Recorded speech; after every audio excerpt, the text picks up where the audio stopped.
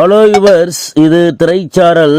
இன்னைக்கு நம்ம இந்த வீடியோவில் எதை பற்றி பார்க்க போகிறோம் சொன்னால், பிஆர் பந்துலு இயக்கிய எம்ஜிஆர் சிவாஜி படங்கள் ஓடியதா அப்படிங்கிற விவரத்தை இப்போ நம்ம இந்த வீடியோவில் பார்க்க போகிறோம். முதலில் பிஆர் பந்துலு இயக்கிய எம்ஜிஆர் படங்களை பார்ப்போம். 1965 வெளிவந்த 1000ல் ஒருவன், 1966 வெளிவந்த நாடோடி, 1968 வெளிவந்த ரகசிய போலீஸ் 115, 1970 வெளிவந்த தேடி வந்த மாப்பிள்ளை.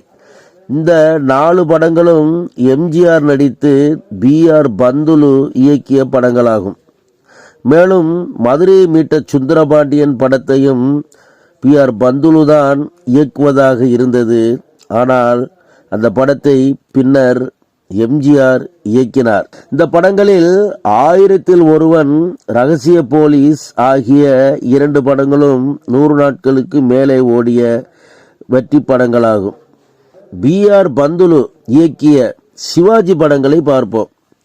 1954 வெளிவந்த கல்யாணம் பண்ணியும் பிரம்மச்சாரி, 1955 வெளிவந்த முதல் தேதி, 1957 வெளிவந்த தங்கமலை ரகசியம், 1958 வெளிவந்த சபாஷ் மீனா, 1959 வெளிவந்த வீரபாண்டிய கட்டபொம்மன், 1960 வெளிவந்த குழந்தைகள் கண்ட குடியரசு.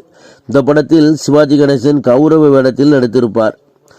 1961 வெளிவந்த கப்பலோட்டிய தமிழன், 1962 வெளிவந்த பலே பாண்டியா, 1964 வெளிவந்த கர்ணன், 1964 வெளிவந்த முரடன் முத்து.